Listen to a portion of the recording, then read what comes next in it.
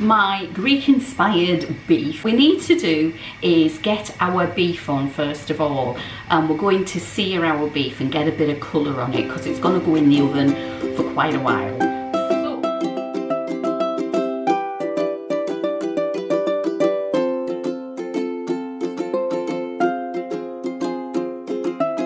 I've got here some beef short ribs, which probably isn't the best thing to use for this recipe. However, the flavour of them is amazing. So I'm going to sear one at a time. So get your pan super hot, which mine isn't, as you can tell from the noise. We're aiming just to get a bit of colour on it. We're not aiming to cook it through. So stick them in there. While you're waiting for your beef to brown up, stick your oven on to gas mark 3, which is about 350 degrees, I think. Ready for this, because it's going to be going in the oven for a few hours, this one.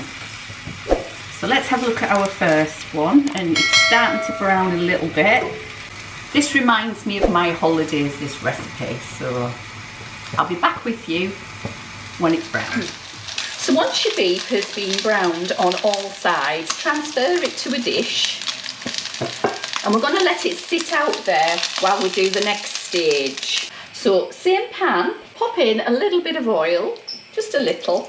This is avocado oil, and to this I'm going to add about 3 onions, chopped really chunkily.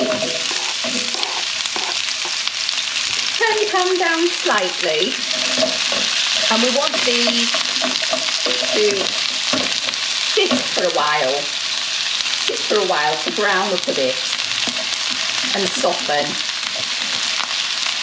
So I'll be back with you in the next one. So my onions have taken on a slight brown colour. So what I'm going to do now, I'm afraid, this does take up a lot of dishes. If you've got a bigger dish than me, then that's fair enough. You can put your beef and your onions in the same dish. But on this occasion, I'm popping them into just a dish here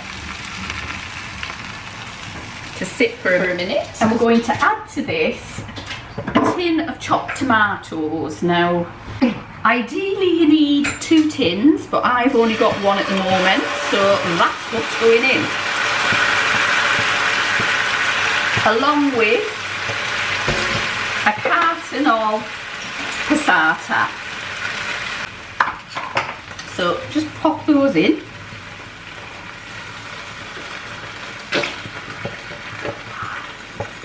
Then heat through for a minute or 2. Keep your tin to one side for a minute. Take in a wooden spoon, just break up your tomatoes as you go. But just break them up into manageable bite-sized pieces. You can cut them up before you go in if that's what you want to do. Okay. Once you've got your tomatoes broken up, pop in there 2 cloves of garlic, but I'm being lazy, so I'm using the lazy garlic. So that's 1. I know it's not the best, don't get me wrong, but garlic is garlic and I want to get this done. So we're going to cook that through for a minute or 2 until you can smell the garlic. While your tomatoes are heating through, take your tin that you have, your tin of tomatoes, or your 2 tins, and split a small bottle of wine, red wine, between them. It's about 225 mils of wine. Make sure you choose a wine that you like. I know a lot of people say you don't need to. If you don't like the wine that you're drinking, you won't like the wine that's going in your food. And your food will taste awful. So please, ignore all those people that say buy cooking wine and use whatever you've got. Use what you're drinking, please. Otherwise, there's no point making a meal with wine in it, in my opinion. So I can smell my garlic now. So I'm going to add my wine. Just give your wine a zhuzh, technical term that. A bit of a zhuzh around the tin to get rid of everything and pop it in. Along with that, you want to add half a teaspoon to a teaspoon of honey. I'm going to eyeball this one, guys. My honey's not great at the minute because I store it in my utility room. And, oh, I think that's more like a tablespoon. Oh, a tablespoon of tomato puree. So 1, half and a bit more. Just, you know, eyeball it. It's not the end of the world if you get it wrong. We also need about a teaspoon of dried thyme. This is out my garden. Measure it with your heart, guys. 6 cloves. And I would measure this if I was you.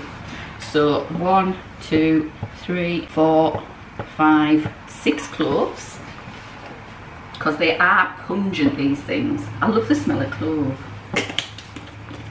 8 bay leaves it says, but we'll go for whatever we can get in there. So make them a decent size is what I say. Don't go with the little bits because you'll have problems trying to fish them out. 1, 2, 3, 4, 5, 6, I'm gonna have enough. 7, 8 we have.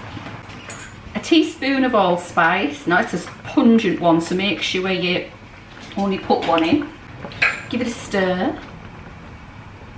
Get them going. A cinnamon stick. Just the one. Take in a potato peeler. Just go down and you want the pithy bit, not the pithy bit, the zest of about half your lemon. Or you could use orange. There we go. Give it a stir. And then we're going to pop back in our onions. And there you go.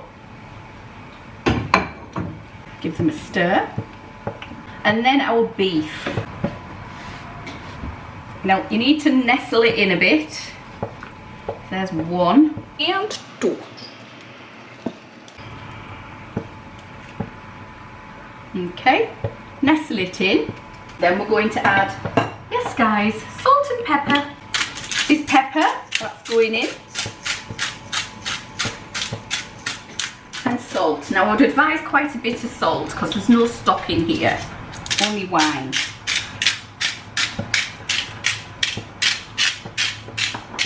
Then we're going to turn the heat off, pop the lid on if you can find it.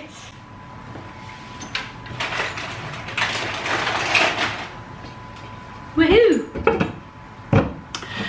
And pop it in your oven for 2 to 3 hours. That's up to you. If it's a slow cooker, you can do this in the slow cooker and transfer it to your slow cooker, and it will take about 8 to 9 hours in your slow cooker.